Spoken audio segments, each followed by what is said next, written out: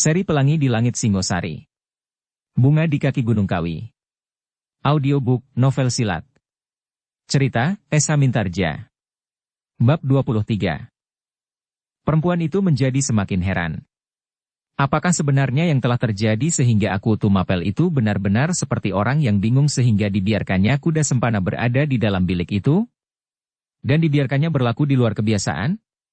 Sehari-hari di saat-saat yang lewat. Betapa ia menahan diri, namun ia tidak dapat menahan lagi keinginannya untuk mengetahui serba sedikit, apakah yang telah dilakukan oleh aku atau oleh kuda sempana terhadap gadis itu, atau siapakah sebenarnya gadis yang pingsan itu. Karena itu maka katanya bertanya. Angger kuda sempana. Siapakah gadis yang pingsan itu, dan kenapakah mula-mula sebabnya, sehingga ia menjadi ketakutan? Gadis itu bakal istriku Nyai Puroni, jawab kuda sempana. Sekali lagi Nyai Puroni itu terkejut. Kalau gadis itu benar-benar bakal istri kuda sempana, kenapa ia dibaringkan di sentong tengen istana Tumapel? Bibi Puroni itu menjadi semakin bingung. Sepengetahuannya kuda sempana tidak lebih dari seorang pelayan dalam. Meskipun pelayan dalam yang paling dekat dengan aku. Tetapi apakah demikian besar pengaruhnya, sehingga bakal istrinya diizinkan menempati sentong tengen itu? Tetapi Nyai Puroni tidak sempat untuk memikirkannya terlampau lama. Ia harus segera menolong gadis itu. Karena itu, maka ia tidak lagi menghiraukan kuda sempana. Apakah gadis itu calon istrinya, atau apapun, namun sudah menjadi kewajibannya untuk menolongnya. Nyai Puroni itu pun kemudian berjongkok di samping pembaringan Ken Dedes.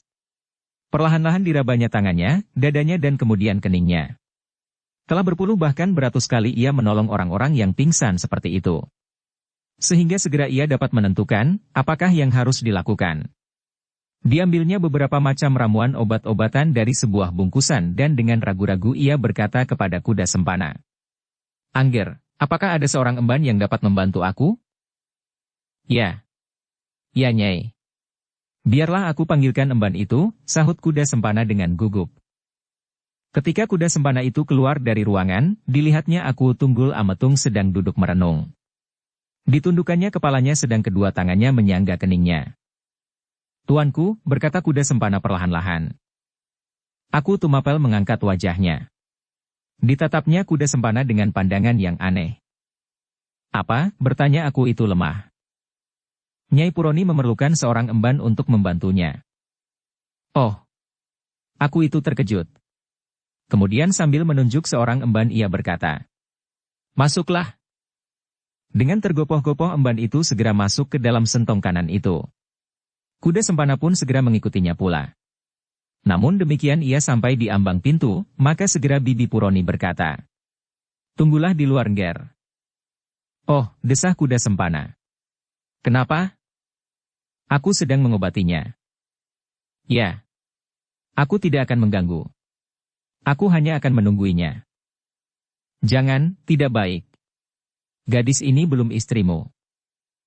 Kenapa tidak baik? Nyai Puroni menarik nafas dalam-dalam. Kemudian katanya berdesah, aku sedang akan mengurut seluruh tubuhnya. Tunggulah di luar. Gadis ini tidak akan berkurang cantiknya. Lakukanlah. Biarlah aku masuk. Jangan, sahut Bibi Puroni. Kalau Angger masuk, aku tidak akan mengobatinya. Jangan mengada-ada, Nyai, benak kuda sempana. Tetapi kuda sempana tidak sampai meneruskan katanya. Tiba-tiba ia terkejut ketika didengarnya Aku Tumapel membentaknya lebih keras. Kuda sempana, apakah kau sudah gila? Jangan masuk. Kuda sempana berpaling. Dipandanginya wajah Aku Tumapel, dan ia menjadi semakin terkejut karenanya.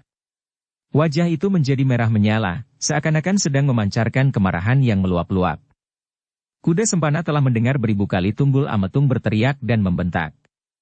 Namun kali ini Aku itu benar-benar sedang marah, meskipun kuda sempana sama sekali tidak tahu, kenapa Aku itu tiba-tiba menjadi marah. Dengan demikian, maka kuda sempana sama sekali tidak berani lagi membantahnya. Dengan kepala terkulai lemah, ia duduk di lantai di samping pintu bilik kanan itu. Ia mengangkat wajahnya, ketika ia mendengar sebuah desah lirih. Desah Ken Dedes. Namun ia masih juga berdebar-debar ketika desah itu kembali diam. Kuda Sempana benar-benar seperti seorang ayah yang untuk pertama kali menunggu bayinya yang akan lahir. Wajahnya menjadi tegang dan pucat. Keringat dingin mengalir dengan derasnya di segenap tubuhnya. Akhirnya Kuda Sempana tidak sabar lagi. Segera ia beringsut untuk memasuki bilik itu. Namun kembali ia berhenti ketika didengarnya sekali lagi Aku Tunggul Ametung berteriak. Kuda Sempana, kalau kau memasuki ruangan itu, aku bunuh kau. Kuda Sempana benar-benar menjadi berdebar-debar mendengar ancaman itu. Bukan karena ia takut, namun ia merasakan sesuatu keanehan pada nada suara Aku Tunggul Ametung itu.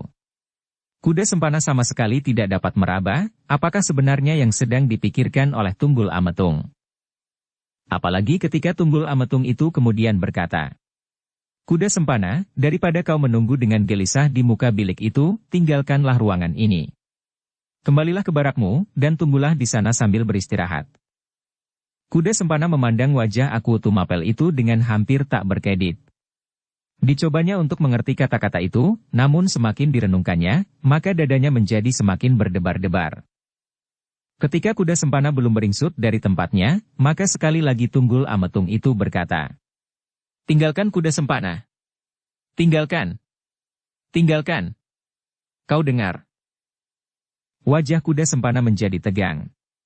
Dicobanya untuk menjawab kata-kata itu, katanya. Kalau aku tidak berkenan aku di sini, biarlah gadis aku bawa ke dalam barak hamba. Wajah Tunggul Ametung yang merah, menjadi semakin membara. Sekali ia meloncat berdiri dan sambil menunjuk pintu keluar ia berteriak.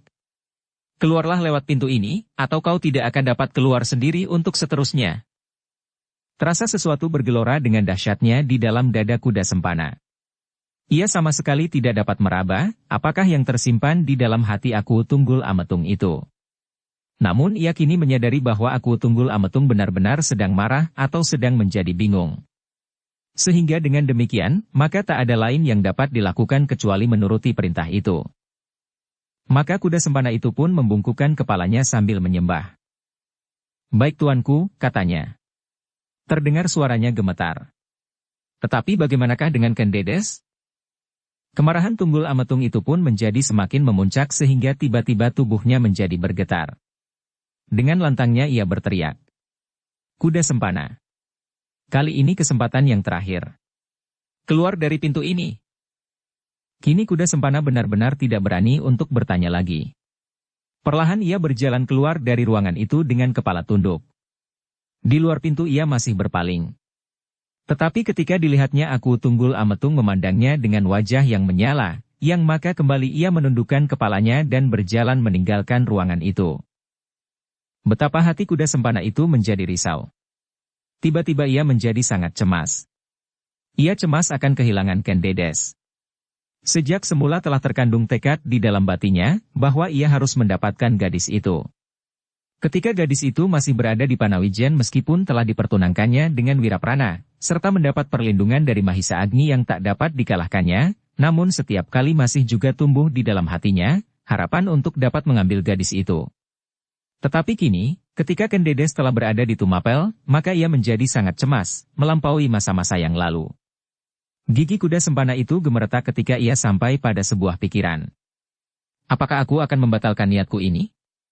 Apakah Ken Dedes seterusnya akan tinggal di dalam istana? Tidak. Kuda Sempana itu menggeram.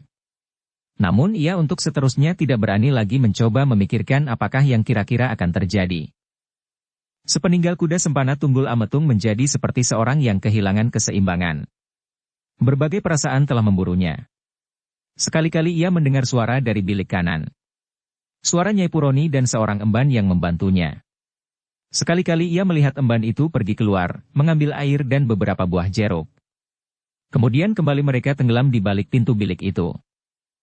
Tunggul Ametung itu pun kemudian berjalan hilir mudik sedemikian gelisahnya di muka bilik itu. Tetapi tiba-tiba ia menggeram. Apakah aku sudah gila? Apakah peduliku atas gadis itu? Biar saja aku mati atau tidak. Kenapa aku menjadi risau karenanya? Tunggul Ametung itu menghentakkan kakinya. Kemudian ia berjalan cepat-cepat meninggalkan ruangan itu, masuk ke dalam biliknya sendiri.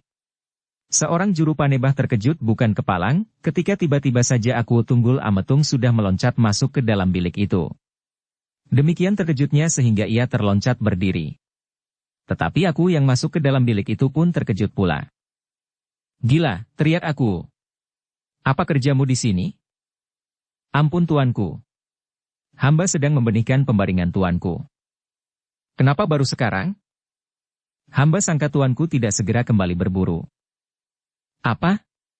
"Heh," Aku tiba-tiba menangkap rambut juru panebah itu sambil membentak. "Jadi kalau aku tidak ada bilik ini tidak pernah kau bersihkan?" "Ampun tuanku," juru panebah itu tiba-tiba menangis. "Ampun. Bukan maksud hamba berkata demikian. Maksud hamba, baru nanti senja akan hamba bersihkan, setelah sehari ini 2 kali hamba bersihkan. Tadi pagi-pagi setelah tuanku bangun dan siang tadi ketika hamba membersihkan segenap ruangan ini." "Pergi! Pergi!" bentak Aku yang marah itu. Demikian rambut juru panebah itu dilepaskan, maka segera ia terjatuh duduk di lantai sambil menyembah. Kemudian perlahan-lahan ia bergeser dan keluar dari ruangan itu. Tetapi begitu ia keluar dari pintu bilik, maka segera lenyaplah tangisnya. Bahkan dengan tersenyum-senyum ia mengumpat. "Bukan main. Baru saja aku menyisir rambutku." Tetapi juru panebah itu tidak berpaling. Ditinggalkannya ruang dalam kembali ke dalam biliknya jauh di belakang. Di sepanjang halaman itu ia masih bergumam. "Kalau marah kepadaku, maka alamat aku akan mendapat rezeki." Aku yang sedang kebingungan itu segera membaringkan dirinya di pembaringannya tanpa melepas pakaiannya. Ia menggeliat ketika terasa sesuatu mengganggu punggungnya. "Ah," desahnya sambil bangkit kembali. Kerisnya pun ternyata masih terselip di antara ikat pinggangnya, sehingga sambil mengumpat-umpat maka terpaksa Aku itu bangkit melepas kerisnya dan diletakkannya di samping bantalnya. Sambil berbaring Tunggul Ametung mencoba menenangkan pikirannya. Ia adalah seorang Aku yang keras hati. Namun kadang-kadang hatinya selunak malam. Sehingga demikian, maka Aku itu seakan-akan tidak mempunyai suatu sikap yang tetap. Namun sebenarnya Aku adalah seorang yang sulit untuk dimengerti. Bahkan pelayan-pelayannya yang terdekat pun selama ini masih belum mampu untuk mengetahui, apakah sebenarnya yang berkenan di hati Aku itu. Bahkan suatu ketika Tunggul Ametung sendiri tidak dapat mengerti apa yang sedang dipikirkannya. Demikian gelapnya sehingga Aku itu menjadi sangat gelisah. Kehadiran gadis itu benar-benar telah merampas ketenangan hatinya. "Apakah kuda sempana berkata sebenarnya?" desisnya, dan diteruskannya. "Melihat keadaan di rumah gadis itu, maka agaknya kuda sempana telah menipuku." Tunggul Ametung menggeram. Aku harus mengetahui keadaan yang sebenarnya. Di bilik kanan Nyai Puroni berusaha sedapat-dapatnya untuk menolong Kendedes yang sedang pingsan. Kakinya yang dingin seolah-olah membeku telah digosok-gosoknya dengan ramuan penghangat. Jahe, minyak kelapa dan beberapa macam lagi. Dahinya, tengkuknya dan perutnya, menurut pengalaman yang sudah bertahun-tahun didapatnya. Lambat laun gadis itu pun menggeliat. Perlahan-lahan digerakkannya tangannya, kakinya dan akhirnya sekali lagi Kendedes membuka matanya. "Eling, Angger," bisik Nyai Puroni perlahan-lahan. Kendedes terkejut mendengar suara itu. Cepat-cepat ia berpaling dan dipandangi orang tua yang bersimpuh di sampingnya itu dengan seksama. Namun alangkah kecewanya. Orang tua itu bukan embanya. Bukan pemomongnya yang seakan-akan sudah menjadi ibunya sendiri. Karena itu sekali lagi ia menjadi bingung. Diamat-amatinya ruangan itu. Ruangan yang belum pernah dilihatnya. Ruangan yang dihiasi dengan berbagai macam benda-benda yang berharga, dengan dinding papan yang berukir. "Apakah aku sedang bermimpi?" desis Kendedes. "Tidak Nini. Kau sama sekali tidak bermimpi," sahut Nyai Puroni. Sekali lagi Kendedes berpaling. Dipandanginya wajah dukun tua itu. Kemudian katanya, "Siapakah engkau Nyai?" "Aku adalah seorang dukun, Nini. Dukun yang diminta oleh aku mengobati Nini yang sedang pingsan." "Aku," ulang Kendedes. "Ya. Nini datang bersama aku dan kuda sempana bukankah demikian?" "Oh," desah gadis itu. Dicobanya untuk mengingat-ingat apakah yang telah terjadi. Selapis demi selapis dikenangnya kembali apa yang sudah terjadi itu. Kuda sempana, aku dan beberapa orang prajurit. Wiraprana dan para cantrik. Tiba-tiba Kendedes itu memekik kecil. Tangisnya meledak seperti bendungan pecah. Ditelungkupkannya tubuhnya sambil menyembunyikan wajahnya pada kedua telapak tangannya. Nyai Puroni tiba-tiba menjadi bingung. Kenapa gadis ini tiba-tiba menangis? Karena itu maka untuk sesaat Nyai Puroni itu terbungkam. Meskipun tangannya membelai rambut Kendedes dengan kasih seorang tua, tetapi ia tidak dapat menghiburnya dengan kata-kata. Ia tidak tahu persoalan apa yang telah terjadi. Sesaat bilik itu menjadi sepi. Hanya isak Kendedes sajalah yang terdengar. Sekali-kali terdengar desah Kendedes menyebut nama ayahnya, Mahisa Agni dan Wiraprana. Namun tidak sedemikian jelas sehingga Nyai Puroni menjadi semakin bingung karenanya. Demikian bingungnya sehingga tiba saja ia bertanya. Nini, kenapa kau menangis? Mendengar pertanyaan itu tangis Kendedes menjadi semakin keras dan bahkan hampir tak dapat ditahannya. Bukannya tubuhnya sambil menyembunyikan wajahnya pada kedua telapak tangannya. Nyai Puroni yang meskipun tidak tahu sama sekali apa sebabnya gadis itu menangis, tiba-tiba air matanya telah meleleh pula tanpa setahunya. Diamlah Angger. Nyai Puroni mencoba menghiburnya. Damlah. Jangan menangis, Nini. Tetapi Kendedes menangis, terus bahkan semakin lama semakin keras, sehingga Nyai Puroni menjadi semakin bingung ia tidak tahu apakah yang sebaiknya dilakukan. Ia tidak dapat menghibur gadis itu tanpa mengetahui sebab-sebabnya ia menangis. Akhirnya, dalam kebingungan Nyai Puroni itu berbisik kepada emban yang duduk di sampingnya. Sampaikan kepada aku apa yang kau lihat. Emban itu menjadi ragu-ragu sejenak. Tetapi kemudian ia pun bangkit dan berjalan keluar. Namun di ruang dalam itu tak dilihatnya Tunggul Ametung, sehingga sesaat ia tertegun. Namun kemudian dari seorang emban yang lain, diketahuinya bahwa aku Tunggul Ametung berada di pembaringannya. Tolong. Sampaikan kepada aku, bahwa gadis itu telah sadar. Tetapi ia menangis saja, berkata emban itu. Emban yang lain menggelengkan kepalanya, jawabnya. Tidak. Aku tidak mau masuk ke dalam bilik selagi aku ada di dalamnya. Kenapa? Emban itu tidak menjawab. Cepat. Sampaikanlah kepada aku.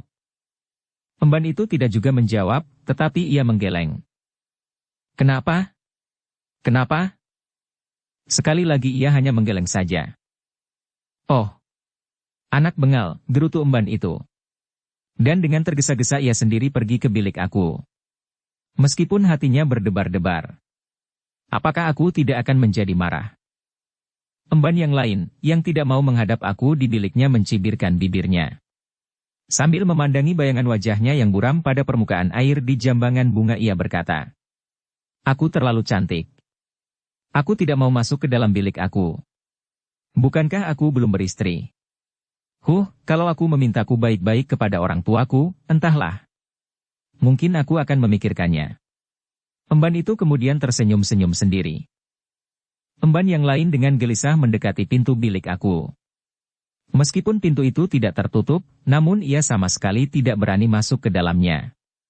Dengan demikian maka emban itu hanyalah mondar-mandir saja di depan pintu, kemudian dengan keringat yang membasahi tubuhnya, ia duduk bersimpuh di hadapan pintu bilik itu sambil menunggu Juru Panebah lewat. Kepada Juru Panebah ia akan minta tolong untuk menyampaikannya kepada aku. Juru Panebah sudah terlalu biasa masuk ke dalam bilik itu. Dipanggil atau tidak dipanggil oleh Tunggul Ametung. Tetapi emban itu hampir tidak pernah masuk ke dalamnya apabila tidak ada sesuatu yang harus dilakukannya. Mengganti kain selintru atau alas pembaringan untuk dicuci. Pekerjaannya adalah membersihkan dan merawat sentong-sentong kiwa, tengen dan sentong tengah. Tetapi ternyata aku mendengar langkah yang mondar-mandir itu, sehingga karena itu maka segera ia bangun dan berjalan. Ketika aku Tumapel itu melihat emban yang menunggui Kendedes, maka dengan tergesa-gesa Tunggul Ametung bertanya, bagaimana? Bagaimana dengan gadis itu? Emban itu pun kemudian duduk bersimpuh sambil menyembah, katanya. Ampun tuanku.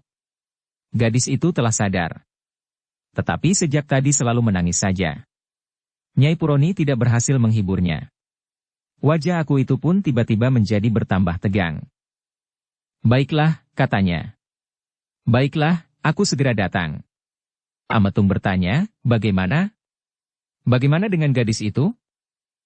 Aku Tunggul Ametung segera masuk kembali ke dalam biliknya, membetulkan letak pakaiannya dan kemudian dengan tergesa-gesa pergi ke bilik dalam sebelah kanan. Tetapi begitu ia sampai di pintu bilik, maka hatinya menjadi berdebar-debar. Apakah yang dapat dilakukan terhadap gadis itu? Apakah ia dapat menenteramkan hati Ken Dedes atau menghiburnya? Aku itu pun terhenti. Direnunginya pintu bilik itu. Tetapi ia tidak jadi memasukinya. Diurungkannya niatnya untuk mencoba menemui Ken Dedes. Gadis itu pasti masih mendendamnya. Karena itu, maka aku itu dengan gelisahnya berjalan kembali ke dalam biliknya. Ketika ditemuinya emban yang memanggilnya tadi, maka katanya, biarlah Bibi Puroni mencoba menenangkannya. Aku tidak perlu datang kepada gadis itu. Aku juga belum kenal dia, dan dia pun belum mengenal aku. Tidak ada gunanya. Emban itu memandangi aku Tumapel dengan penuh keheranan. Bagaimana mungkin aku Tunggul Ametung itu belum mengenal gadis itu? Kenapa dengan tiba-tiba gadis itu harus dibaringkannya di sentong tengen? Tunggul Ametung yang merasa emban itu memandanginya dengan tak berkedip, tiba-tiba membentak. Kenapa kau memandangi aku sedemikian? Oh, ampun tuanku, emban itu menjadi gemetar. Cepat-cepat ia menundukkan wajahnya. Perlahan-lahan terdengar desahnya. Hamba tidak bermaksud apa-apa. Tetapi kenapa kau pandangi saja wajahku? Heh, apakah kau belum pernah melihat aku? Atau barangkali wajahku tiba-tiba saja menjadi bopeng? Ampun. Ampun tuanku. Ayo, cepat pergi. Katakan kepada Bibi Puroni. Hamba tuanku. Adalah urusan aku. Cepat-cepat emban itu pun pergi memasuki bilik sebelah kanan. Dijumpainya Ken Dedes masih menangis dan Nyai Puroni masih juga berusaha menghiburnya. Ketika Nyai Puroni melihat emban itu datang, malah segera ia berbisik. Bagaimana dengan aku? Aku tidak mau masuk ke dalam bilik ini. Ternyata aku belum mengenal gadis ini. Oh. Nyai Puroni pun terkejut bukan main. Lalu bagaimana mungkin Ken Dedes dibaringkan di sentong tengen? Nyai Puroni itu pun menjadi semakin tidak mengerti apa yang terjadi. Kalau aku belum mengenal gadis ini, dan gadis ini adalah benar-benar bakal istri Kuda Sempana, tidak lebih, maka apakah haknya maka ia dibaringkan di dalam bilik ini? Tetapi Nyai Puroni tidak mau mempersoalkannya lagi. Hatinya dicengkam oleh keibaannya atas gadis itu. Alangkah sedih tangisnya. Karena itu, maka dicobanya sejauh-jauhnya untuk menghiburnya. Namun Ken Dedes seakan-akan tidak juga mendengarnya. Ia masih saja menangis. Lewat air matanya dituangkannya kepedihan yang menghimpit hatinya. Pedih dan nyeri. Bahkan sekali-sekali terluncur di sela-sela tangisnya, sah yang dalam. Nyai Puroni adalah seorang tua yang sudah mengenyam pahit manis kehidupan. Pernah dijumpainya 1000 macam peristiwa. Pernah dialaminya 1000 macam kejadian. Pernah dihadapinya 1000 macam persoalan. Karena itu, maka pengalaman yang tersimpan di dadanya, seakan-akan telah merupakan suatu kebulatan dari peristiwa-peristiwa di dunia ini. Peristiwa-peristiwa yang pernah dilihat, dialami dan dihadapinya. Karena itu, maka menghadapi Ken Dedes ini pun Nyai Puroni segera dapat meraba-raba, apakah agatnya yang telah mendorong gadis itu kemari dalam keadaan yang menyedihkan. Kuda Sempana, desisnya di dalam hati. Pasti pokal Kuda Sempana. Tetapi dukun tua itu sama sekali tidak mau mengatakan sesuatu. Ia masih saja menghibur sedapat-dapatnya. Dibelainya rambut Ken Dedes yang panjang terurai. Namun Ken Dedes masih saja menangis.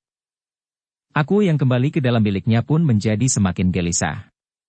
Ketika dipandanginya udara di luar biliknya lewat daun pintu yang terbuka, maka ia terkejut. Di kejauhan dari balik tirai dilihatnya seseorang membawa pelita menyala di kedua tangannya. Heh, apakah ini sudah malam? Barulah aku itu sadar, bahwa senja semakin kelam. Beberapa pelayan istana telah menyalakan lampu-lampu di segenap ruangan. Namun karena aku masih berada di dalam biliknya, maka para pelayan itu belum berani memasuki ruangan itu. Dinyalakannya saja lampu-lampu yang lain dan nanti apabila aku tidak juga keluar, barulah seseorang juru panebah harus menyalakan lampu di dalam bilik itu. Perlahan-lahan aku bangkit dari pembaringannya. Bilik pun telah mulai gelap pula. Agaknya karena kegelisahan yang mencengkeram kepalanya, sehingga tanpa disadarinya ia telah berbaring di keremangan senja. Karena itu cepat-cepat ia meninggalkan biliknya. Ketika aku yang sedang kebingungan itu melihat seorang pelayan yang duduk menunggu perintahnya di tangga ruang dalam, maka segera ia berteriak. "Heh, kau kemari." Pelayan itu pun mendekatinya sambil berjongkok. Kemudian duduk bersimpuh di hadapannya, "Sediakan aku air panas, perintah Tunggul Ametung. Aku akan mandi." Sementara itu, perintahkan seorang pelayan dalam untuk memanggil Witantra dan Ken Arok. Sore ini. Pelayan itu menyembah, kemudian ia pun segera meninggalkan aku yang gelisah itu.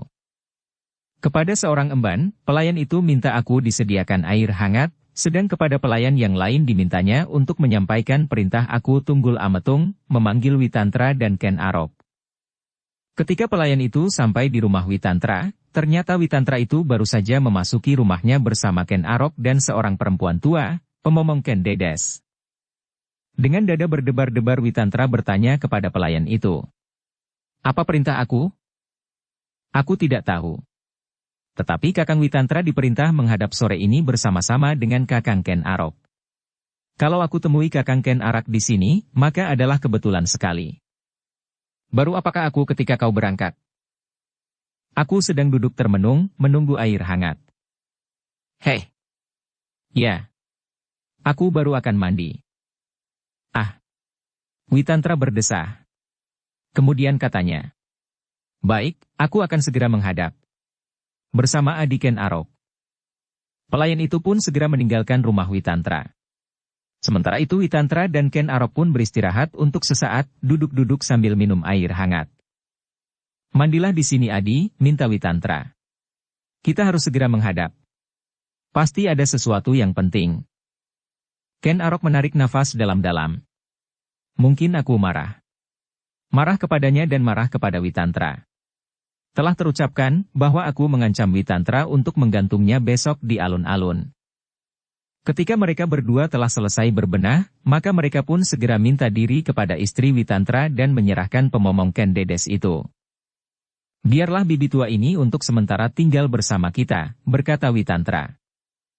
Ternyata istrinya pun tidak berkeberatan. "Jangan terlalu mengharap aku segera kembali," desis Witantra. Istrinya terkejut. Tampaklah keningnya berkerut. Katanya, "Apakah Kakang akan mendapat tugas baru?"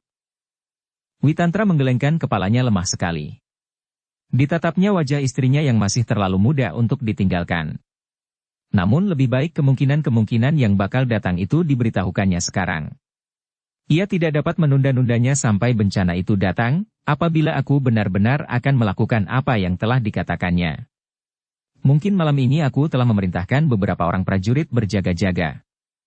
Mungkin kuda sempana telah bersiap pula di sekitar istana." "Nyai," berkata Witantra kepada istrinya. "Aku sedang murka kepadaku. Aku tidak tahu apa yang akan dilakukan atasku dan adik Ken Arok." Murka, tubuh istrinya tiba-tiba menjadi gemetar. "Kenapa?" Witantra menarik nafasnya dalam-dalam. Kemudian gumamnya kepada diri sendiri.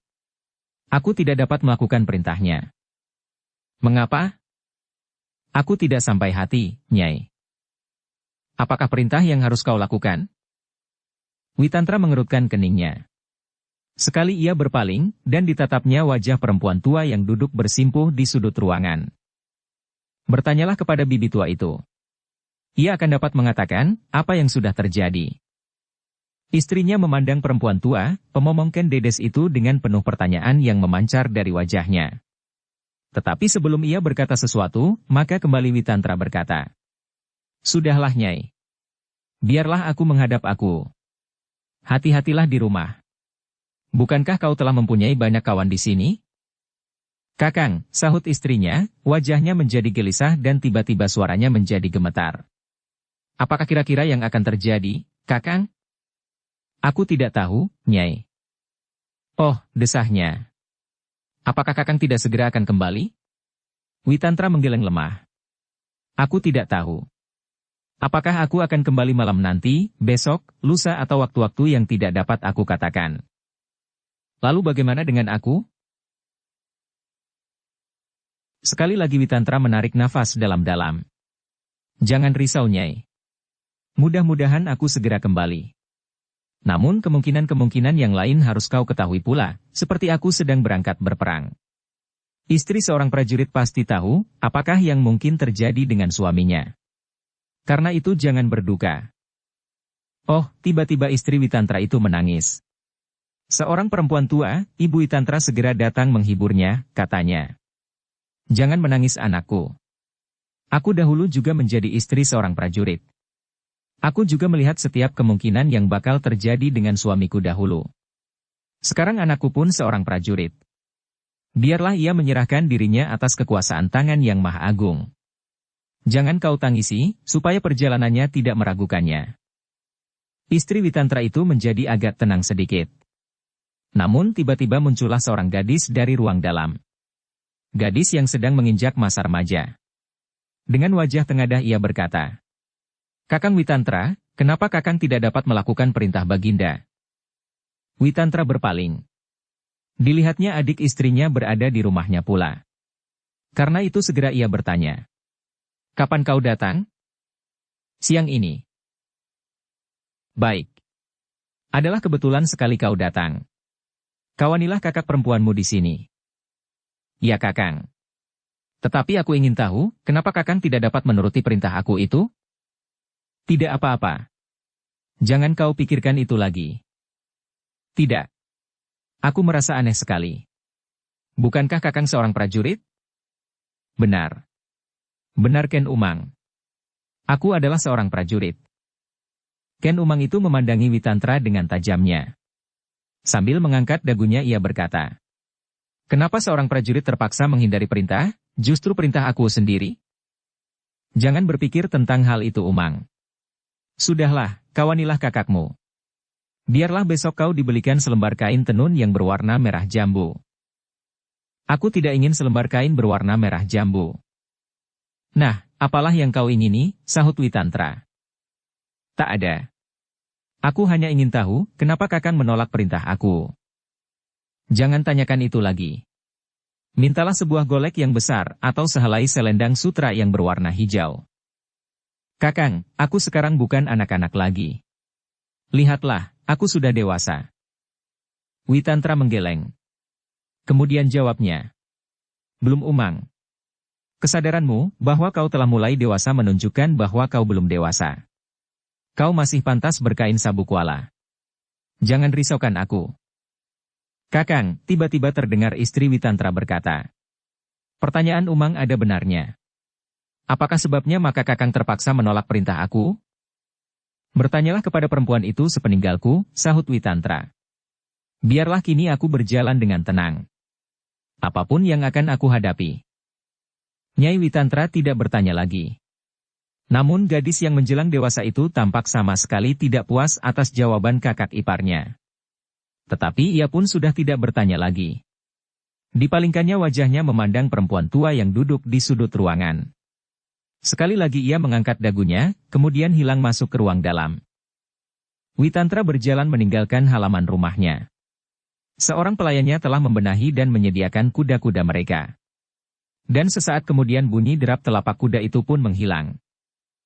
Nyai Witantra dan ibu mertuanya pun kemudian duduk bersama dengan pemomong Ken Dedes. Dengan tidak sabarnya segera mereka bertanya. Bibi apakah yang telah dilakukan oleh Kakang Witantra sehingga ia terpaksa mendapat murka? Emban tua itu menarik nafas dalam-dalam. Sambil mengangguk-anggungkan kepalanya ia menjawab. Angger Witantra berpijak pada rasa perih kemanusiaan. Karena itulah maka ketika Angger Witantra menerima perintah, maka terpaksa Angger Witantra tidak dapat melakukannya. Apakah perintah itu? Emban tua itu pun segera menceritakan apa yang telah dilihatnya di halaman rumah Empu Purwa. Bagaimana aku Tumapel menjadi sangat marah kepada Witantra karena Witantra tidak mau ikut serta dalam perbuatan yang terkutuk itu.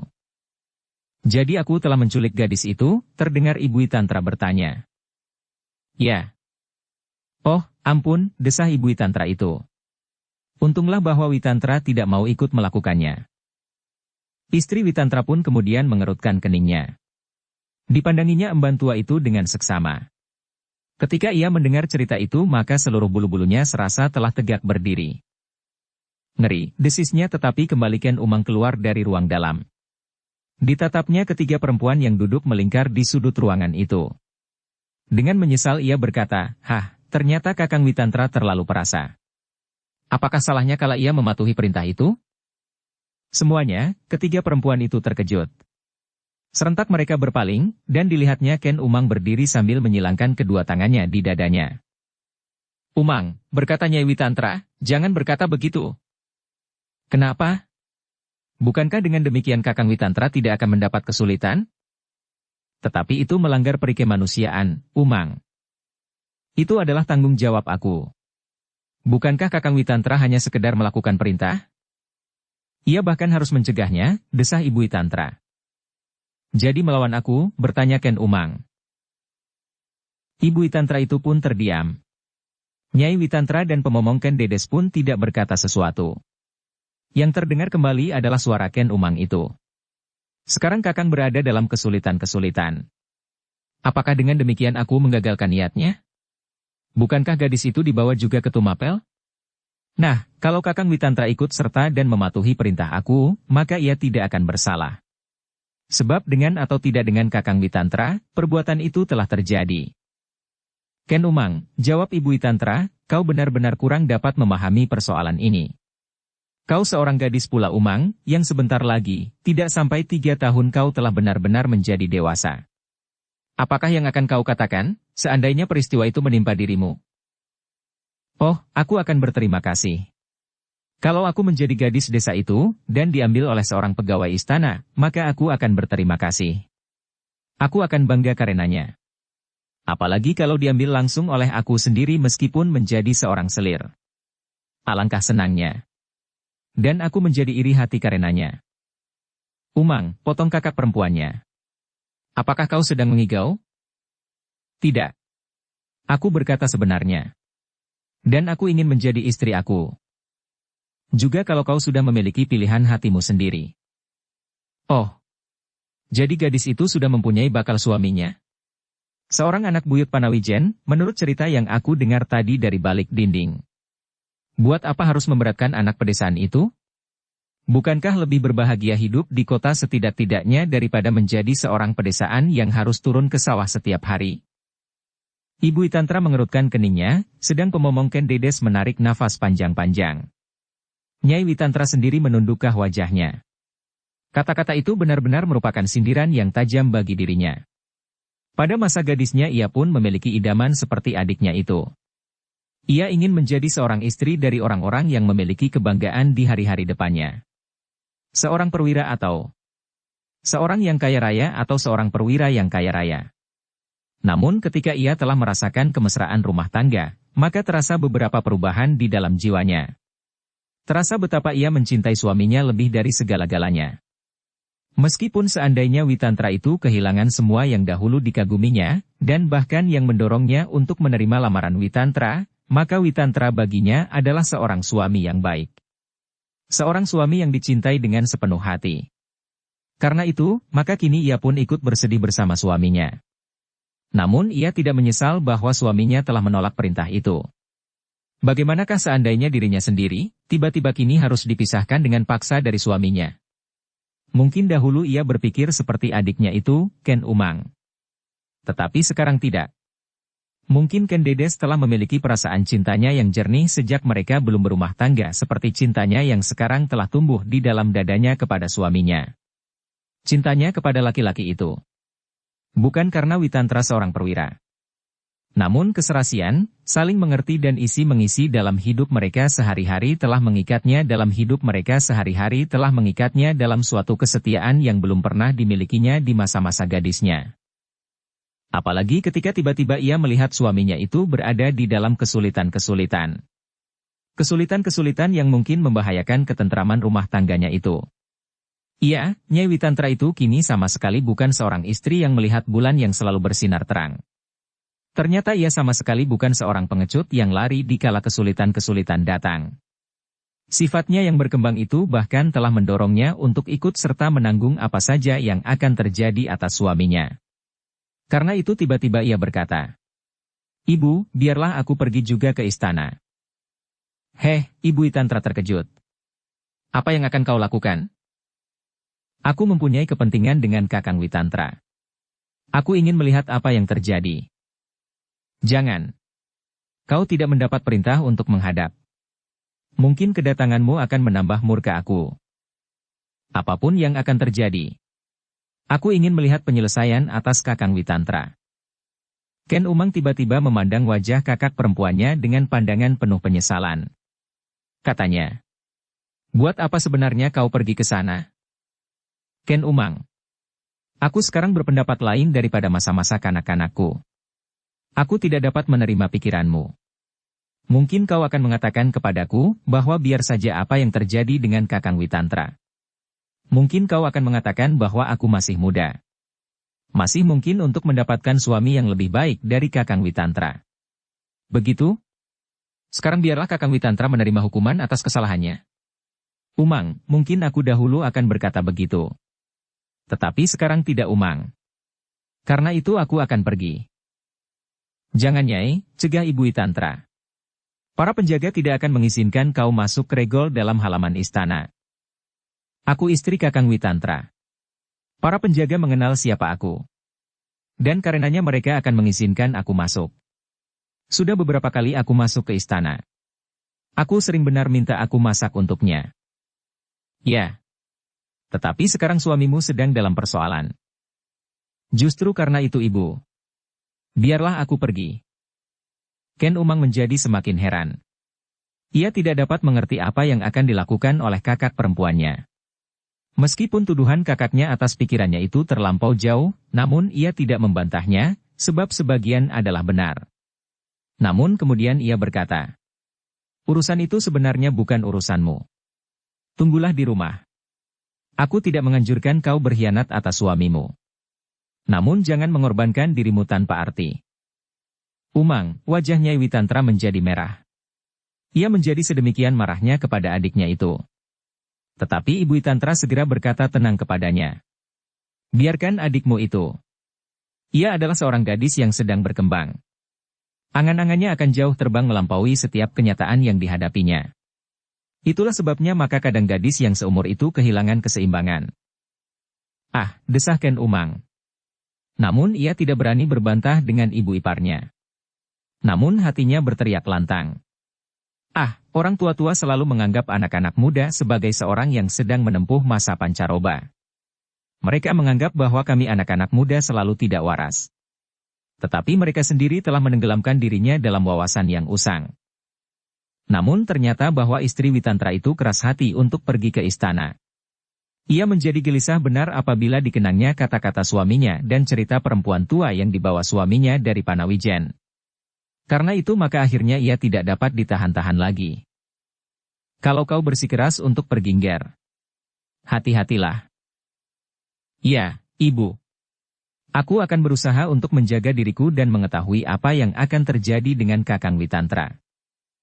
Nyai, tiba-tiba perempuan tua yang sejak tadi berdiam diri mendengarkan setiap pembicaraan itu berkata, apakah aku diizinkan untuk turut serta masuk ke dalam istana?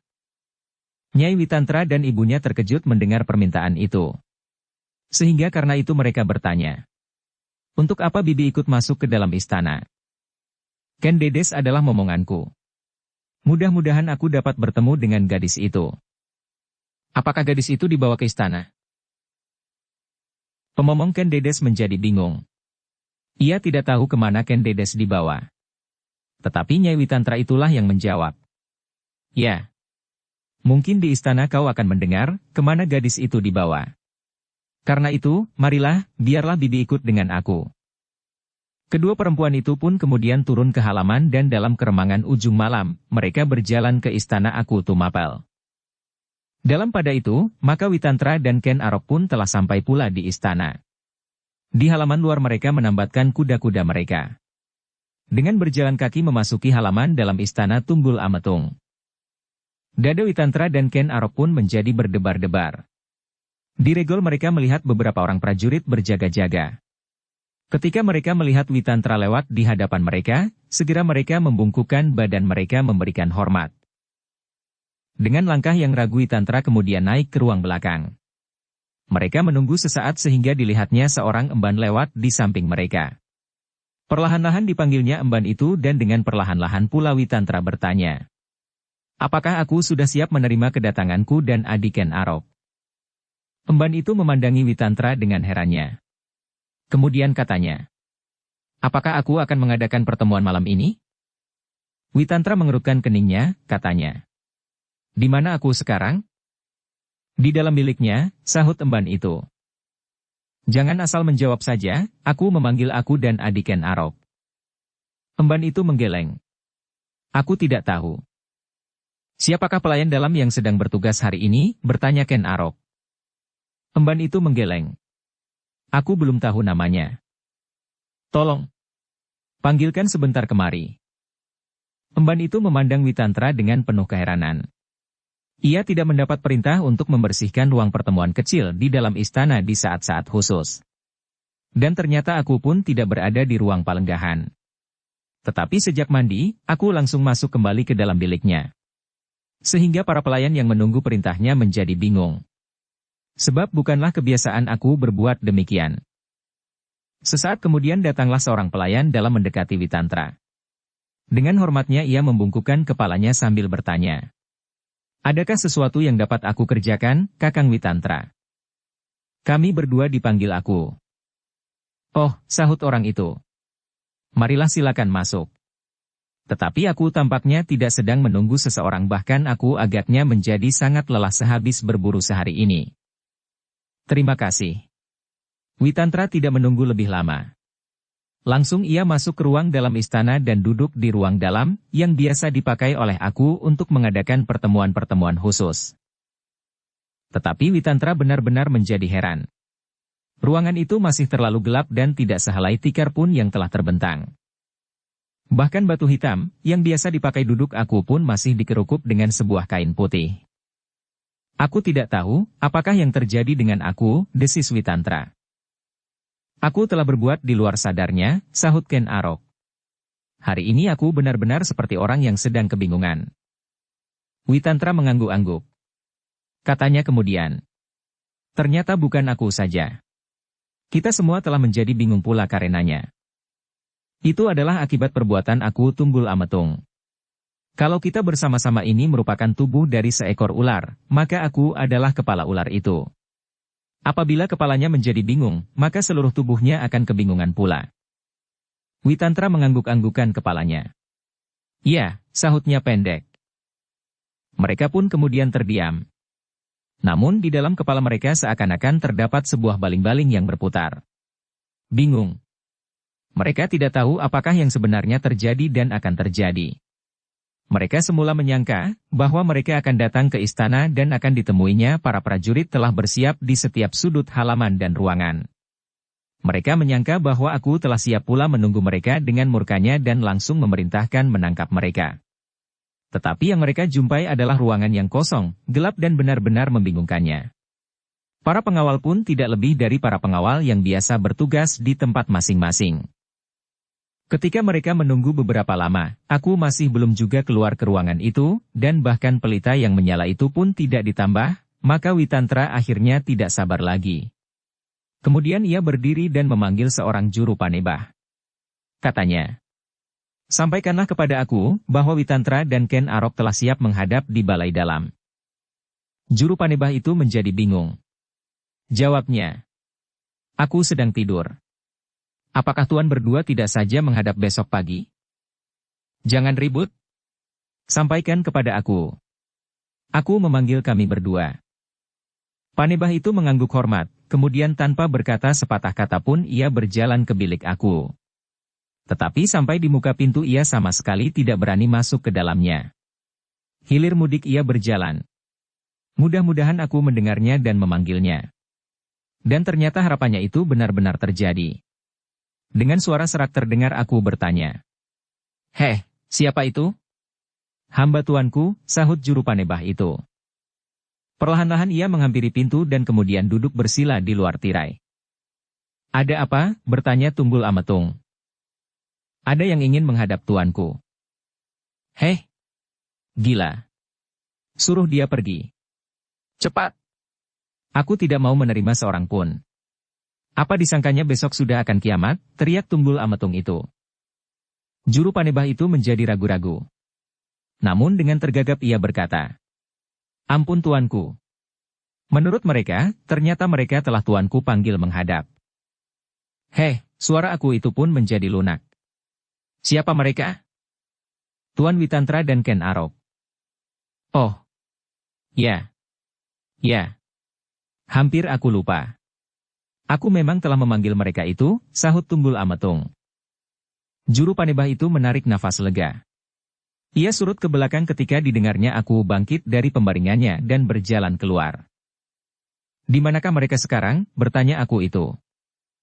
Juru Panebah itu menyembah. Jawabnya, di Balai Paseban Dalam, tuanku. Aku Tunggul Ametung mengangguk-anggukkan kepalanya. Tetapi keningnya kemudian berkerut. Apakah tempat itu sudah kau sediakan? Belum tuanku. Hamba belum menerima perintah tuanku. Aku itu pun berpikir sejenak. Kemudian katanya. Panggil mereka kemari. Aku akan menerima mereka di ruang dalam. Panebah itu menjadi heran. Adalah bukan kebiasaan aku menerima seseorang di ruang itu. Tetapi ia tidak berani bertanya apapun. Perlahan-lahan ia berkisar, dan setelah menyembah, maka segera ia pergi ke balai dalam untuk memanggil Witantra dan Ken Arok ke ruangan di muka bilik aku itu. Witantra dan Ken Arok pun menjadi heran. Kembali mereka menjadi curiga. Apakah di ruangan itu telah bersedia beberapa orang prajurit yang akan menangkap mereka? Tetapi mereka tidak dapat berbuat lain daripada datang menghadap aku. Kembali mereka terkejut ketika ruangan itu benar-benar kosong. Tak seorang pun yang dilihatnya berada di tempat itu. Karena itu maka segera mereka pun pergi ke sudut ruangan dan duduk di atas sehelai tikar yang telah direntangkan. Sesaat kemudian mereka mendengar suara aku terbatuk-batuk. Dan kemudian mereka melihat aku Tunggul Ametung keluar dari dalam biliknya. Witantra dan Ken Arok segera menundukkan wajah mereka dengan hormat menyembah akunya. Apakah kalian telah lama menunggu? Bertanya aku itu. Belum tuanku, sahut Witantra. Aku Tunggul Ametung berjalan perlahan-lahan mendekati mereka, dan di luar dugaan Witantra dan Ken Arok, maka aku itu duduk di tikar yang sehelai itu pula. Witantra dan Ken Arok menjadi bingung. Mereka segera beringsut ke belakang sehingga mereka tidak lagi duduk di atas tikar itu. Jangan menjadi segan. Duduklah sebaik-baiknya. Tetapi, tidak apa-apa, potong Tunggul Ametung. Witantra dan Ken Arok benar-benar menjadi heran melihat sikap aku itu. Demikian juga juru Panebah yang duduk di kejauhan, di tangga ruangan itu untuk menunggu perintah aku. Tetapi juru Panebah itu tiba-tiba terkejut ketika aku itu berteriak, "Pergi! Pergi! Kau mau apa duduk di situ?" Juru Panebah itu menjadi semakin heran. Meskipun demikian ia pergi juga. Ia tidak tahu, kenapa ia harus pergi. Sebab setiap hari ia sendiri atau kawannya yang sedang bertugas, selalu duduk di tangga itu untuk menanti perintah aku setiap saat. Namun ia tidak mau memikirkan lagi. Dengan lesu ia melangkah ke sudut istana. Dua orang pelayan dalam yang bertugas di tempat itu segera bertanya. "Heh, kenapa kau datang kemari?" Juru Panebah itu kemudian duduk pula di antara mereka sambil bersungut-sungut. Aku sedang menjadi bingung aku diusirnya dari tempat itu. Dari mana? Dari tangga ruang dalam. Salah seorang dari mereka. Kedua pelayan dalam itu tertawa. Apakah kau tidak dapat mencari tangga yang lain, dan duduk di sana?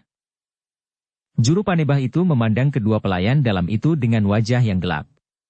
Jawabnya. Kau sangka hidupku hanya berurusan dengan tangga-tangga saja? Kembali kedua pelayan dalam itu tertawa. Tetapi mereka tidak mau mengganggu juru Panebah itu lagi. Di ruangan dalam, di hadapan bilik aku Tunggul Ametung, Witantra dan Ken Arok duduk bersila sambil menundukkan wajah mereka dalam-dalam. Aku Tunggul Ametung sendiri duduk beberapa jengkal saja di hadapan mereka.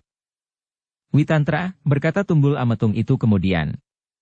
Kenapa kau tadi siang tidak mau melakukan perintahku? Witantra menjadi berdebar-debar. Ia sudah menyangka bahwa ia akan menerima pertanyaan itu. Namun ia tidak menyangka bahwa nada pertanyaan itu sedemikian lunaknya. Disangkanya Aku Tunggul Ametung akan membentaknya dan menuding hidungnya sambil memerintahkan beberapa orang prajurit untuk menangkapnya. Kini ia harus menjawab pertanyaan itu. Dan ia tidak dapat berkata melingkar-lingkar. Ia harus mengemukakan alasan sebenarnya. Kenapa ia tidak dapat turut saja melakukan penculikan itu?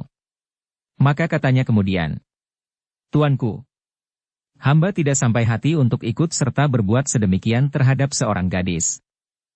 "Kenapa?" "Tuanku, bukankah dengan demikian berarti bahwa kita sudah tidak lagi menghargai sesama? Dan bukankah dengan demikian kita sudah merusakkan kemanusiaan? Tetapi, bukankah menjadi kewajibanmu untuk melakukan setiap perintahku?" "Hamba tuanku. Hamba dihadapkan pada kewajiban yang bertentangan dengan perasaan hamba. Dan bukankah hamba juga mempunyai kewajiban yang lain? Kewajiban untuk menegakkan kemanusiaan dan melindungi sesama? Tuanku, hari ini hamba benar-benar merasa bahwa hidup hamba benar-benar tak berarti." "Kenapa?" "Hamba sama sekali tidak dapat melakukan kewajiban hamba keduanya. Tidak dapat melakukan kewajiban hamba sebagai seorang prajurit, karena hamba tidak melakukan perintah Aku, namun hamba juga tidak dapat melakukan kewajiban kemanusiaan itu." Aku tidak segera menyahut. Direnungkannya kata-kata Witantra itu dan dicernakannya di dalam hatinya. Bersambung ke bab 24. Dukung kami dengan subscribe, follow, like, komen dan share. Terima kasih.